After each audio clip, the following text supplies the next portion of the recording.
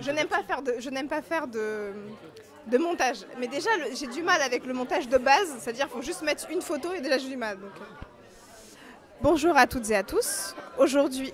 est-ce qu'on parle de moi? Je crois que c'est parce que j'ai des podcasts, mais bon. Bonjour à toutes et à tous. Aujourd'hui, nous sommes donc sur le podcast de l'esthète. J'espère que vous allez tous bien. Et je ne suis pas toute seule pour parler du sujet du jour. Je suis avec Fabien. Alhamdoulilah. Et je suis avec Rémi. Enchanté. Et je suis avec Axel. Bonjour, merci de me recevoir sur ce podcast. Avec grand plaisir. Aujourd'hui, donc, la question qu'on se posait, puisque nous faisons, pas tous, mais certains, nous faisons partie d'une petite communauté sur les réseaux. Donc c'est comme un groupe de redevabilité qu'un youtubeur a lancé, plus dans le développement personnel, qui nous permet justement de connecter entre personnes qui recherchent des personnes qui ont le même objectif de vie ou principalement entrepreneuriat ou autre. Et on se posait, en tout cas je me posais la question de pourquoi il y a autant de demandes sur ce genre de groupe, pourquoi il y a une volonté de vouloir connecter entre personnes et pourquoi c'est si difficile aujourd'hui de connecter.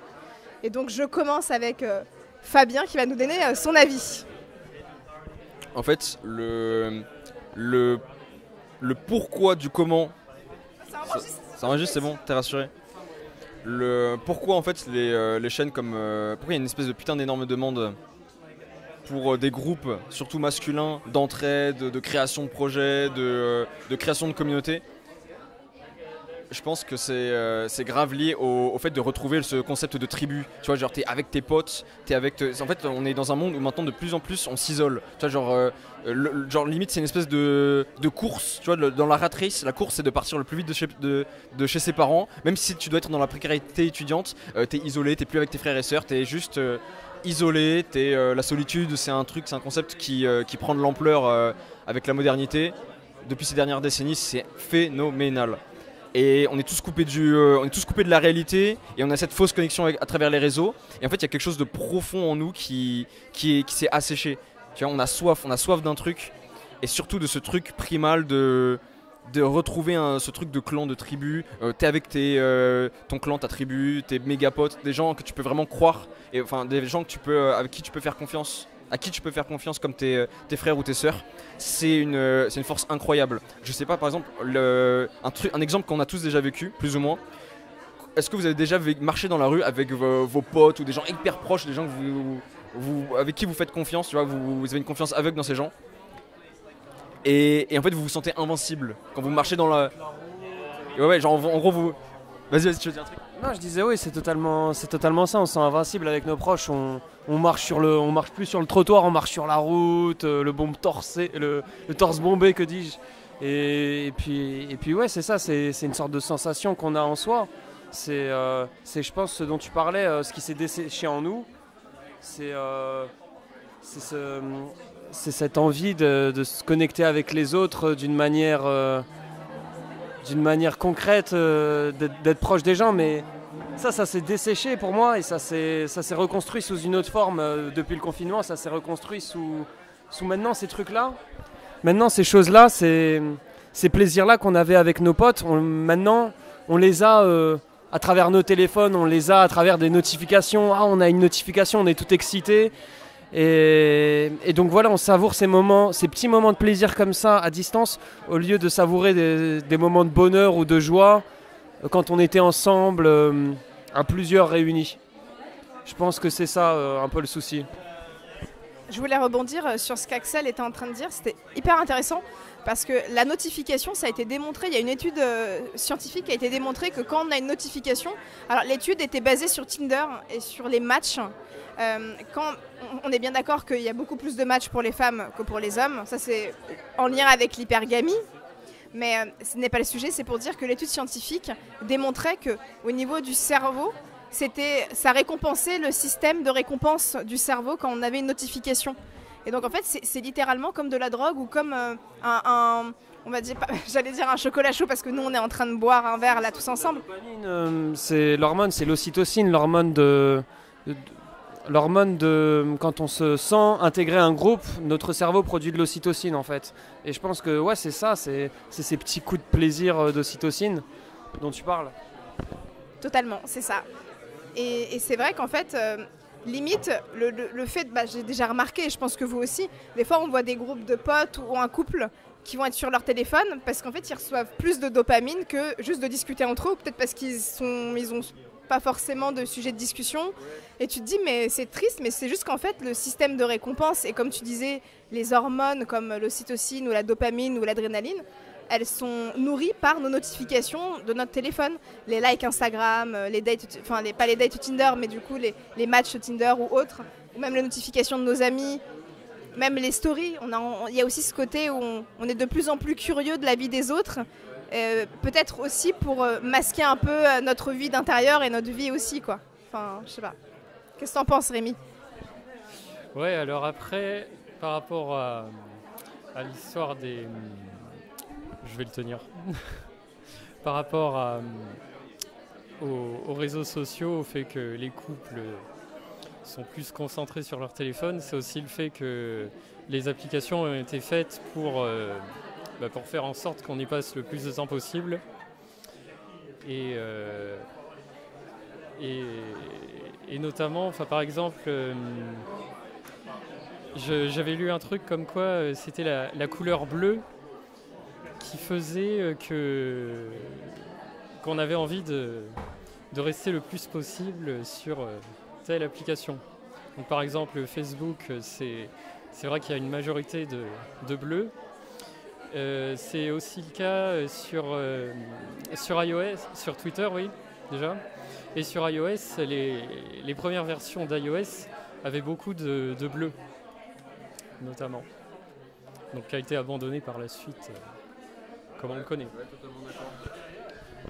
En fait, c'est marrant parce qu'il y a un monde extrêmement puissant le monde des GAFA, le monde des grosses entreprises qui ont un énorme intérêt à ce que la population veuille passer du temps sur cette espèce d'autre réalité. C'est littéralement pour moi une autre réalité qui a été créée parce que cette réalité elle est monétisable. La réalité où vous parlez à vos amis dans la vraie vie elle rapporte pas d'argent, mais la réalité où vous parlez à vos amis à travers un réseau social où vous êtes dans un univers numérique elle rapporte de l'argent. C'est monétisable. Vous passez d'une plateforme numérique à une autre, à une autre, à une autre. Et en fait c'est le truc ultime de tout ça c'est le métaverse, c'est le truc où vous irez faire des sorties cinéma avec vos potes avec votre casque de réalité virtuelle.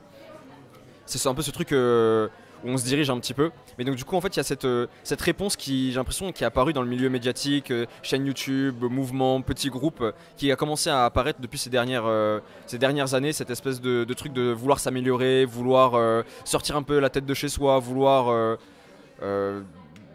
se déconnecter, cette espèce de truc de vivre hors grid, tu vois, je sais pas si vous voyez, cette espèce de concept de vivre hors connecté au réseau, hors technologie, de vivre un peu avec son petit potager et tout. C'est un peu ce truc autonome qui est un peu fantasmé depuis ces quelques années, parce qu'en fait il y a une espèce je trouve de réponse naturelle qui se fait au fur et à mesure des années. Parce que c'est fatigant en fait d'être toujours sur les réseaux sociaux. Il y a ça vous crée un espèce de vide, ça vous crée une espèce de sécheresse psychologique qui est assez phénoménale. Et donc naturellement en fait pour moi la majorité des gens le vivent mal, mais il y a seulement une petite minorité qui arrive à se dire pourquoi elle le vit mal et commence à réfléchir dessus. Et donc du coup créer des groupes, créer des petites communautés, des petits groupes en ligne ou des petits groupes dans la vraie vie et essaye de sortir un peu la tête dehors. Il y a une espèce j'ai l'impression que c'est un peu une mode qui est revenue, le fait de sortir la tête dehors chez les jeunes aujourd'hui. Il y a des petits groupes qui se lancent par rapport à ça et je pense que c'est dû au fait que les gens maintenant ressentent vraiment la douleur d'être isolé, l'isolement physique et le remplacement de la connexion physique par cette espèce de fausse connexion numérique, cette espèce de matrice qu'on projette à vos yeux. Et donc du coup il y a un nouveau marché, il faut créer une communauté, créer sa petite secte et voilà. C'est très intéressant ce que tu dis, mais ça voudrait dire du coup que la réponse innée qu'on a nous en tant qu'être humain, c'est justement de mettre en place une détox médiatique ou, je ne sais pas quel serait le terme exact, technologique, une détox technologique où justement, il y a beaucoup de mouvements maintenant, c'est 30 jours sans mon téléphone, 30 jours sans Instagram, ou moi je vois beaucoup les addictions par exemple sur Instagram, sur Tinder et sur le porno aussi. C'était intéressant parce qu'on en avait déjà parlé à un autre événement ensemble, mais c'était pas forcément avec vous, je crois que c'était aussi sur un autre sujet. Et c'est intéressant de se dire, en fait, il y a une volonté d'aller contre ce mouvement-là qui est en pleine expansion. Est-ce que c'est parce qu'on en a trop profité ou parce qu'il y en a trop ou peut-être, je ne sais pas, quel est votre avis là-dessus? Je sais pas, hein. Bah, pour moi, Fabien a bien décrit ça, a bien décrit un peu les réseaux, certains trucs nocifs des réseaux qui te dessèchent intérieurement. Et pour moi, c'est vraiment ça. Il y a au final, dans les réseaux, t'as pas vraiment la vraie connexion que tu as avec quelqu'un quand la personne est en face de toi. Et tu sens la supercherie.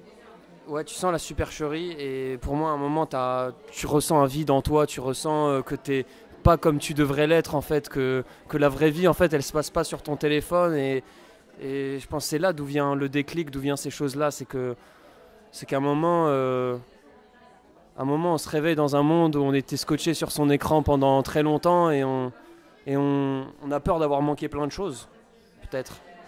Je sais pas, c'était mon avis. Moi je suis très hédoniste, vous savez, et en fait par rapport à ce sujet, ça me fait beaucoup réfléchir au concept du double tranchant. Pour moi la technologie c'est du double tranchant, c'est-à-dire que pourquoi en fait on a un très bon... Si on est sur les réseaux sociaux, c'est parce qu'on a un très bon intérêt à être sur les réseaux sociaux. C'est un argument qui est... J'interviens, dis-nous lequel.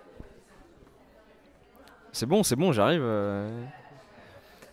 En fait, l'intérêt, c'est la connexion immédiate, instantanée avec le monde, l'univers, la connaissance, les autres. Parce qu'en soi, on peut dire que c'est une réalité, notre connexion à travers le numérique aux autres, elle est à moitié vraie. Il manque un truc, ça manque de substance, elle n'est pas profonde. Elle est superficielle, mais elle est instantanée. Et vous pouvez l'avoir, cette connexion, avec un nombre incalculable de gens à la fois. C'est dur pour le réel de battre ça. Et en fait, cette possibilité, c'est du double tranchant. Elle peut vous aspirer dans le truc de regarder interminablement les stories de vos amis en vous disant que votre vie elle est nulle et que leur vie est meilleure. Mais elle peut vous permettre aussi de créer des connexions avec des gens qui sont à l'autre bout d'un pays ou des gens que vous ne connaissiez pas, ou des gens qui ont le même intérêt que vous dans votre ville. Mais en gros, voilà, les chances de se rencontrer dans la vraie vie, elles sont infimes. Mais grâce à Internet, il y a des communautés qui peuvent se créer. Et ça, c'est assez phénoménal. Vous pouvez accéder à des connaissances, à une connaissance absolument infinie en une fraction de seconde. Dans la réalité, c'est imbattable. Vous avez des résumés de bouquins, des résumés d'encyclopédies. C'est trop phénoménal. Mais donc du coup, en fait, il y a ce double tranchant de... Je peux avoir accès à tout de façon superficielle et de façon instantanée, ou je peux avoir une connexion à peu de choses, mais d'une façon très profonde. Et ça, c'est le réel. Et il y a une phrase en fait que j'aime, enfin il y a une phrase qui est dans un livre que j'adore. C'est Dune, un livre de science-fiction que je conseille à tout le monde de lire parce qu'il y a dans ce livre une espèce d'analyse du réel, bien que ce soit de la fiction. C'est basé en fait sur des concepts qui régissent en fait le réel. Je sais même plus ce que j'allais dire, mais bref. Dans Dune, en gros, dans ce livre, il y a ce qu'on appelle le djihad contre les robots. C'est-à-dire que la technologie et les machines pensantes sont interdits pour une simple et bonne raison, c'est-à-dire qu'elle permet à d'autres êtres humains à être dépendants aux machines, mais si les machines sont contrôlées par d'autres êtres humains, alors elle permet l'esclavagisme à travers la technologie. Et donc du coup, il y a eu un énorme djihad envers les machines. Le fait de créer une machine intelligente ou une simple calculatrice est puni de la peine de mort dans cette œuvre. Et il y a un tyran justement qui fait appliquer, un tyran interstellaire qui fait appliquer justement cette règle dans le livre. Et voilà, il punit de mort toute personne qui utilise la technologie. Sauf qu'en secret, il utilise la technologie lui-même. Et la raison qui est expliquée dans le livre, c'est que, et j'adore cette phrase, c'est que utiliser des machines pensantes, ça nous permet de faire plus de choses sans penser. Et là est le double tranchant. Plus de choses, et la seconde partie de la phrase, sans penser. Il y a la partie faire plus de choses qui est une bénédiction, et il y a la partie malédiction qui est le sans penser. C'est-à-dire que... Et ce qui est marrant aussi dans le livre, c'est que... attention, je spoil, si vous voulez absolument lire Dune et ne pas être spoilé, ne m'écoutez plus. C'est que à la fin du livre, on découvre que la solution de l'avenir de l'humanité, elle n'est pas forcément dans le fait de se couper totalement de la technologie et de la machine, mais elle est dans le fait de pousser aussi de pousser ses capacités en tant qu'être humain. Et donc du coup c'est ce qui se passe dans tout le livre, c'est que l'humanité a appris à évoluer sans la machine pensante, et donc du coup à développer ses capacités mentales, ses capacités de réflexion, sa spiritualité, etc. etc. Sauf que voilà, machine zéro interdit. Et à la fin du livre, on se dit non, en fait, la solution c'est pas 100% machine, soit 100% zéro machine.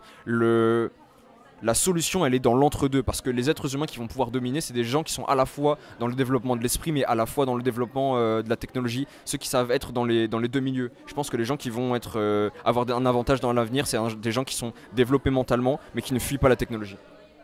J'espère que c'était clair. Ah, c'est hyper intéressant. Mais la question, il y a quelque chose qui m'a assez frappée quand tu étais en train de parler de cette phrase de faire plus de choses sans penser. Ça m'a immédiatement fait penser à toutes les petites choses du quotidien que moi j'utilise par exemple, mais qui sont plutôt bénéfiques. Et bon, la morale de l'histoire est plutôt très intéressante puisque ça démontre que finalement les extrêmes ne sont jamais bons. C'est une phrase que j'aime beaucoup dire au quotidien. Les extrêmes ne sont jamais bons, comme le zéro technologie. Et je pense qu'il faut une demi-mesure dans tout. C'est pour ça que j'adore l'épicurisme. C'est un autre sujet.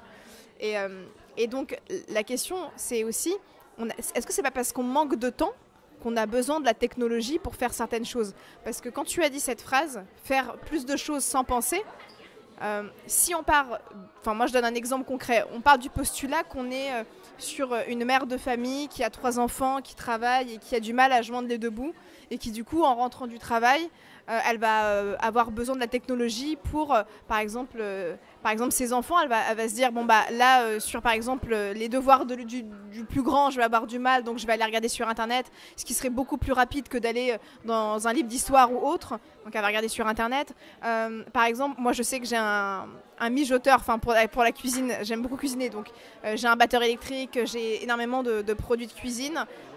Cette mère de famille, elle va avoir besoin d'un lave-vaisselle justement parce que ce sera beaucoup plus rapide parce qu'elle a 3 enfants et que faire la vaisselle ça prend du temps, que c'est fatigant. Elle va avoir, vous avez compris un peu où là je vais en venir, c'est que finalement la technologie elle n'est pas bonne ou mauvaise, c'est comment on l'utilise et pourquoi on l'utilise.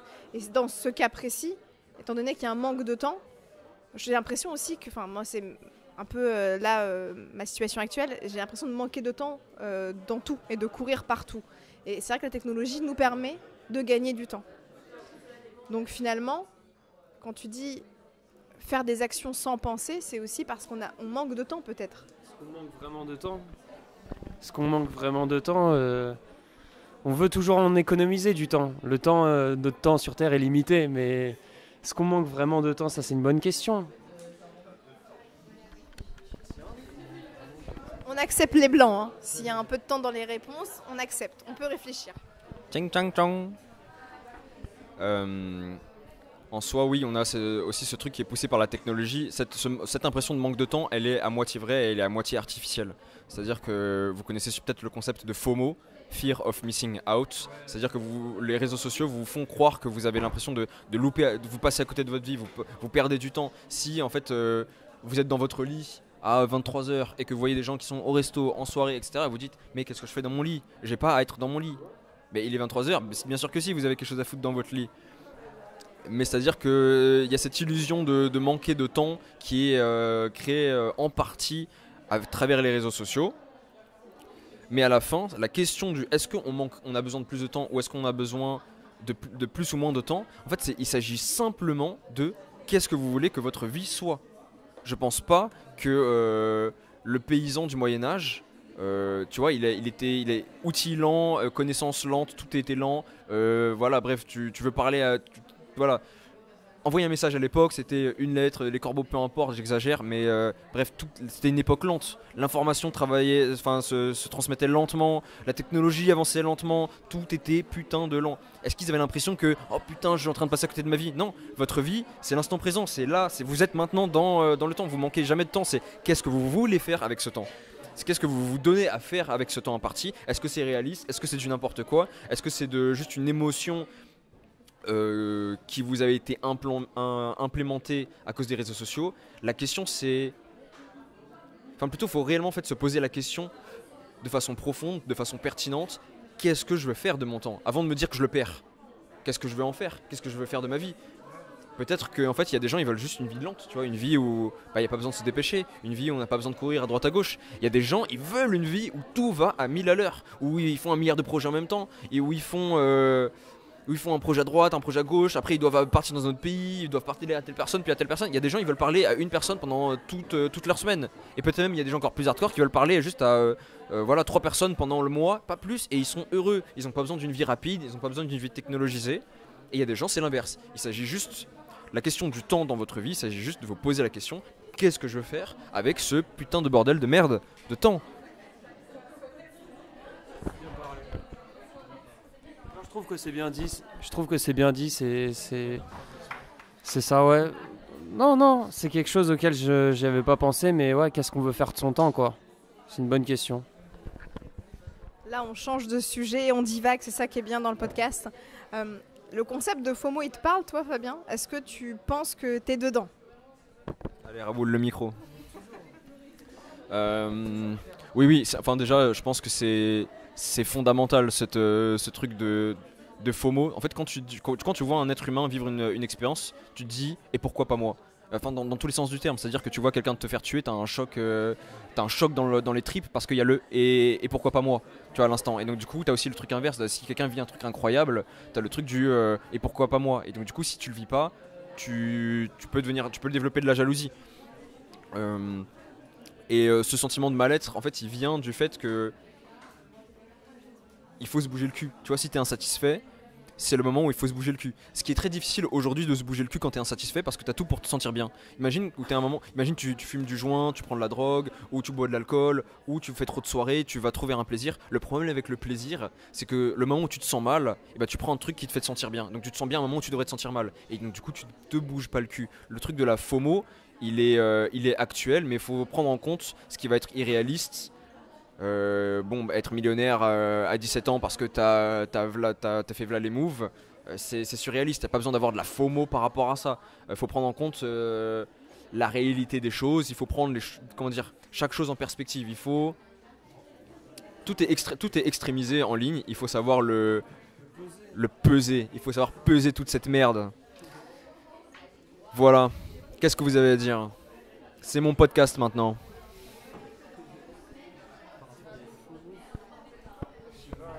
Il a dit, FOMO c'est Fear of Missing Out. Quand tu vois des gens partir, en gros, la FOMO, c'est quand tu vois partir par exemple des gens en soirée et que toi t'es dans ton lit à minuit, t'es en train de spammer les stories de gens qui vont en soirée, tu te dis, moi en fait je suis en train de louper ma vie, je suis en train de passer à côté de ma vie. Tu vois, parce que tu t'as pas l'impression de vivre la vie, t'as l'impression de passer à côté. Moi je vois souvent sur les réseaux et surtout sur Instagram la van life, ça vous parle un peu, van life des mecs ou des couples hein. Aussi ce qui est intéressant c'est aussi le côté couple où tu te dis ouais c'est un couple, ils sont hyper complices alors qu'en fait on voit pas leurs disputes, on voit pas leurs embrouilles du quotidien, on voit pas quand le mec n'a pas vidé le lave-vaisselle. Ils mettent que les bons moments. Exactement. Et du coup, il y a le concept de voyage, de van life, d'entrepreneur, de digital entrepreneur, où en fait, tu te dis, mais en fait, moi, je suis tous les matins dans le métro à 8h, et ça, c'est horrible, métro, boulot, dodo, je suis à Paris, je cours partout. Et en fait, ce que je devrais faire, en fait, la vraie vie, c'est de faire comme lui, et de faire 20 millions de voyages, d'être bien évidemment rémunéré pour ça. En fait, la vraie vie, c'est ça. Alors qu'en fait, tu te rends compte que l'être humain il y a une phrase qui dit que l'être humain est tiraillé entre l'envie de voyager et l'envie de construire son foyer. Donc on a ces deux possibilités-là dans la tête. Donc c'est un peu ça le FOMO, c'est se dire ok, il y a ça sur les réseaux, il y a ça sur les réseaux. Et moi, ma vie c'est quoi? Mais ça fait peur et ça nous terrifie de nous dire finalement, en fait, faut se prendre en main. Il faut se prendre par la main et se dire si ma vie ne me convient pas, il faut que je mette des choses en place. Mais si ma vie ne me convient pas, pourquoi elle ne me convient pas? Et qu'est-ce que je veux faire de mon temps, justement?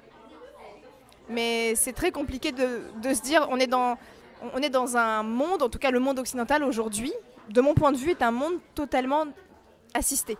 Nous sommes des assistés, dans le sens où on est sur plus que du confort.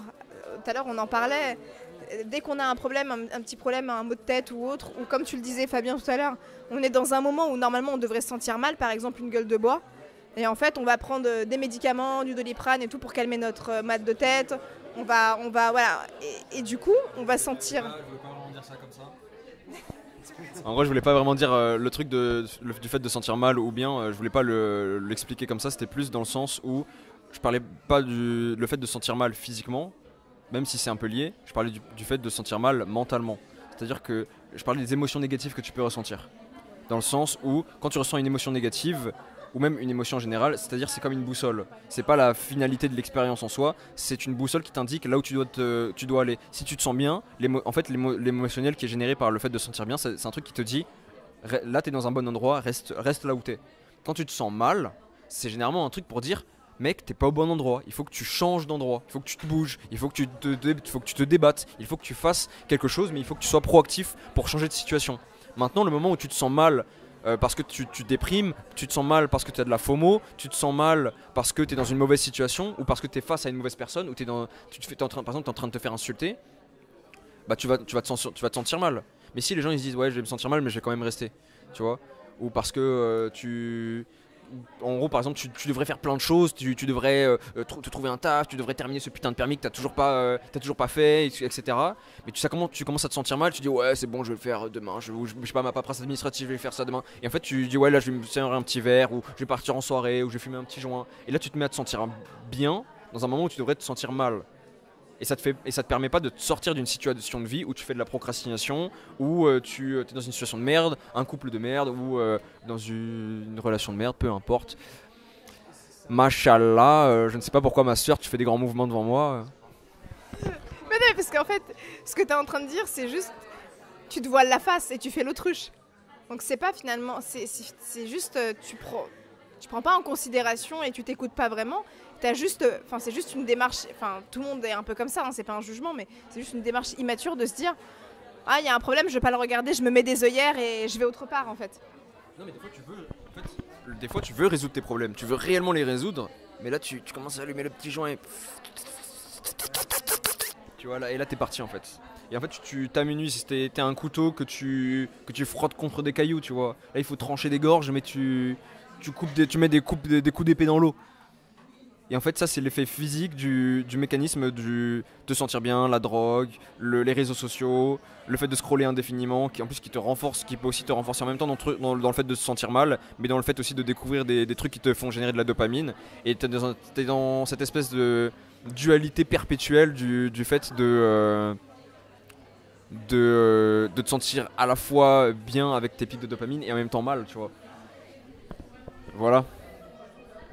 Mais vous savez, je pense que vous le savez peut-être, mais il a été démontré que les shorts et que TikTok, les petites vidéos toutes courtes, nous procurent des émotions en fait. Et que c'est cette addiction-là qui nous permet de scroller. Je sais pas si tu savais. Non, je savais pas, mais ouais, on pourrait dire que la drogue, comme les shorts, c'est des petites pilules qu'on avale pour se distraire du moment présent, d'une sorte de mal-être qu'on pourrait avoir. Et donc du coup au final on reste dans ce mal-être, on gobe ces petites pilules. Les pilules ça peut être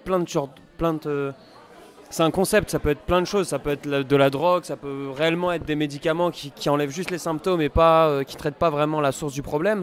Ça peut être aussi de se plaindre ça fait plaisir de rejeter la faute sur les autres, d'attirer l'attention sur soi, de montrer qu'on est une victime alors qu'en fait ouais, voilà, c'est comme une pilule, ça nous fait du bien, alors que on devrait, ouais, ça nous rassure, alors finalement on devrait être proactif, comme dit Fabien, faire bouger les choses. Voilà mon point de vue sur ces petits trucs du quotidien qui nous font plaisir. Moi, je terminerai le podcast en vous posant une dernière question, ce serait qu'est-ce qu'on fait du coup s'il y a une personne qui nous écoute là et qui se dit ok, dans ma vie, il y a ça qui va pas. Comment on met des choses en place pour justement avoir la vie qu'on aimerait avoir? Est-ce que vous avez des idées? Fabien va prendre le micro. Il n'attend que ça. Il n'y a rien à faire. Vous êtes foutus. C'est fini pour vous. Mais si vous vous dites que ça c'est de la connerie, déjà en gros si vous vous dites oh putain merde c'est foutu, bah c'est vraiment foutu. Mais si vous vous dites non ça c'est de la connerie, je peux trouver une solution. Si vous êtes réellement déterminé, pour changer, pour réussir à changer de paradigme, pour réussir à changer sa dynamique. Il faut juste changer son environnement. Il faut déjà commencer à changer. En fait, c'est-à-dire que il y a un truc très marrant, c'est le fait de transformer son environnement. C'est une méthode qui est infaillible pour se transformer, infaillible pour se changer. C'est-à-dire que même je mets quelqu'un qui ne veut pas faire de sport, je le coupe de tous ses amis et je le mets juste dans des gens qui ne font que du sport tout le temps. Même s'il ne veut pas faire de sport, il ne pourra pas s'empêcher en fait de changer mentalement. C'est juste comme ça qu'on fonctionne en tant qu'être humain. L'un des trucs principaux à faire, c'est de couper les distractions, mais aussi les personnes qui peuvent être vecteurs de certaines énergies ou de certaines habitudes. On n'est pas obligé de le couper à 100% parce que des fois ces personnes-là, ça peut être des proches ou des gens qu'on apprécie, mais il s'agit de savoir limiter, savoir déjà d'identifier j'aimerais vivre un peu plus connecté à la nature et couper un peu plus avec les écrans, vivre un peu plus dans le monde réel.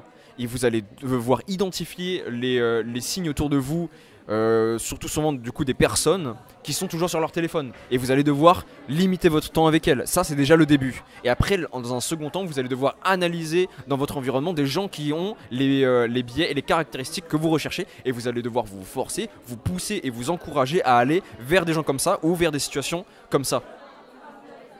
Voilà, je repasse le micro à... Alors pour moi, la solution, c'est de supprimer TikTok, carrément. Donc en fait, de quoi ? Si on n'a pas TikTok. Et si on n'a pas TikTok, il faut tout simplement rajouter des frictions sur ce qui nous rend addicts. Par exemple, si vous êtes addict aux vidéos YouTube, il faut supprimer ou masquer l'application YouTube sur le téléphone, par exemple, ou mettre un temps d'écran pour limiter le temps d'utilisation. Par semaine, je dirais peut-être 1 heure par jour déjà, donc 7 heures. C'est radical. Après, à voir en fonction du type de vidéo qui est regardé. Je crois qu'il y a Axel et moi on était un petit peu, on a fait les gros yeux quand c'était 7 heures. Je pense que tu as quelque chose à dire, Axel. Je suis un peu perdu là, mais à vrai dire, si on a quelque chose de dur qu'on n'aime pas, qu'on voudrait changer, c'était bien ça la question. Il y a quelque chose qui va pas et qu'on voudrait changer. Qu'est-ce que je conseillerais ? Beaucoup de choses ont été dites.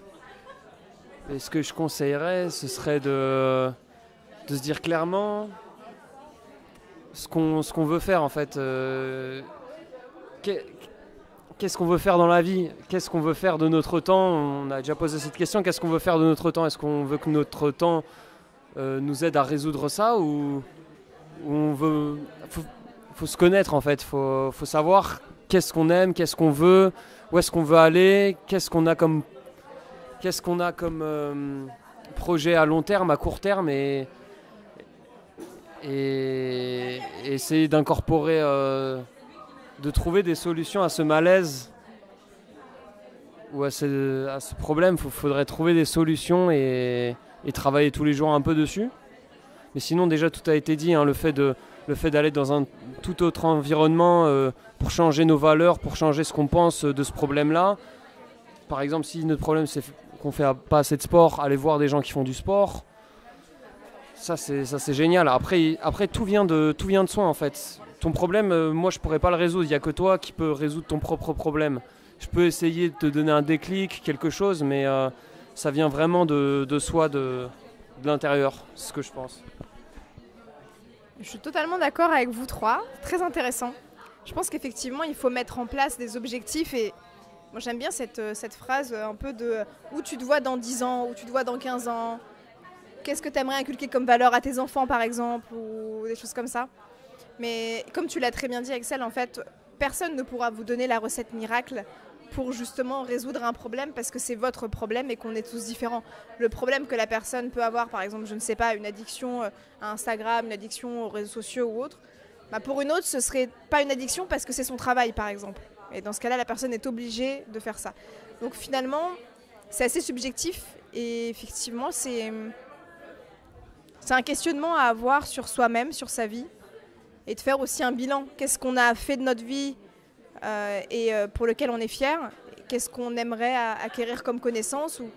Il faut être aussi très honnête avec soi-même, peut-être se programmer une soirée où justement on regarde peut-être justement une vidéo de motivation et après on coupe tout et on se dit sur une page où je veux être dans 5, 10, 15, 20 ans, quelles sont les valeurs que j'ai envie d'inculquer à mes enfants,